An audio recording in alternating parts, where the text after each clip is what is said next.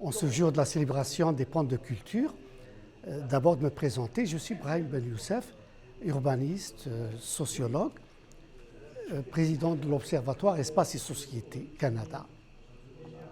Je m'intéresse d'une façon un petit peu plus particulière aux problèmes des villes, des espaces et également des sociétés.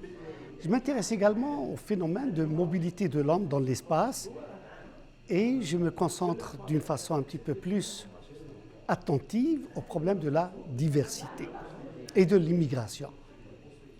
Alors, dans ce sens, je me révolte contre une chose, c'est celle de manifester contre le racisme. Alors, manifester contre le racisme, c'est de programmer l'autre et autrui à l'être. Alors, au lieu de manifester contre le racisme, au lieu de scander contre le racisme, contre l'obscurantisme, pourquoi ne pas allumer tout simplement une chandelle, la chandelle du savoir, de la culture, de la paix, de la convivialité, de la solidarité. C'est dans cette perspective que je me dis, je m'intéresse d'une façon particulière aux plumes d'ailleurs et d'ici. Ce sont les véritables ponts de culture, ce sont les écrivains, les poètes, les artistes qui viennent d'ailleurs pour se bâtir un foyer ici. Ils arrivent avec un air, un esprit, ils le conjuguent avec les saveurs d'ici pour nous révéler, pour exprimer le chagrin de l'exil, pour également exprimer les inquiétudes de l'installation, pour également exprimer les espoirs et la beauté de la découverte et la beauté de la rencontre de l'autre. C'est dans cette perspective que les écrivains d'ici et d'ailleurs constituent une richesse à mes yeux. Ils sont ces ponts de culture qui ont cette capacité de relier les cultures et également de mettre en relation les espaces culturels, les cultures et renouer avec l'amitié des peuples. C'est dans cette perspective qu'ils ont toute cette valeur qui est celle de jouer un rôle crucial dans la rencontre des peuples et des cultures. Nous avons donc commencé une première édition avec les ponts de culture. Ça remonte déjà à 2017. Ce fut un succès où nous avons révélé un petit peu ces talents restés à l'ombre. Voici un petit peu une problématique, un enjeu, c'est que ces talents sont restés à l'ombre. Ces talents ne se révèlent pas, ils sont maintenus à l'écart. C'est dans cette perspective que ce genre de manifestation vient pour rétablir cette existence, rétablir cette place qui leur revient de droit. C'est une façon aussi de révéler le bien fondé de l'immigration. Qu'est-ce que l'immigrant peut faire?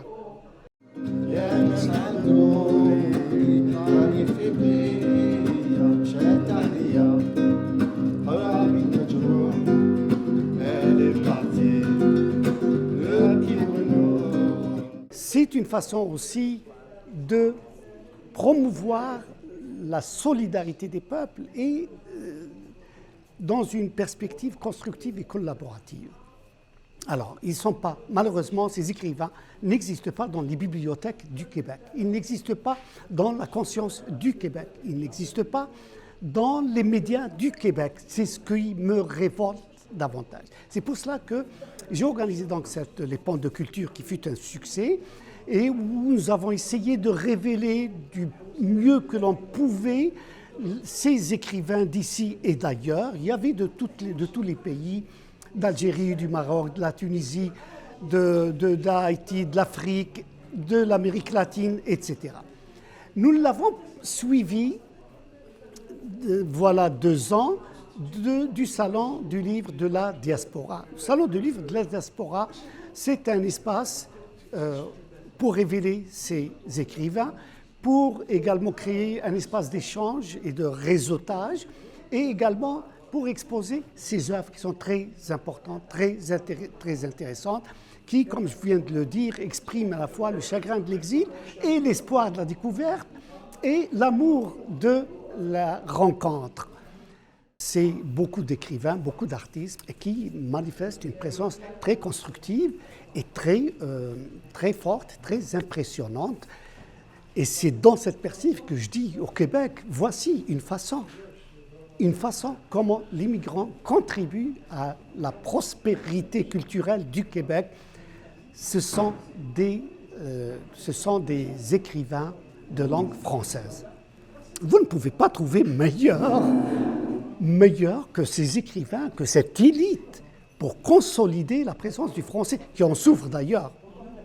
Et vous le dites, vous le savez.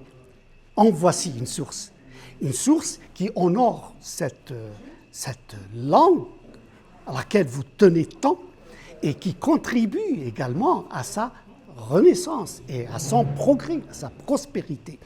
Je ne vais pas me limiter à des cas ou à des noms, mais les noms, ils sont nombreux.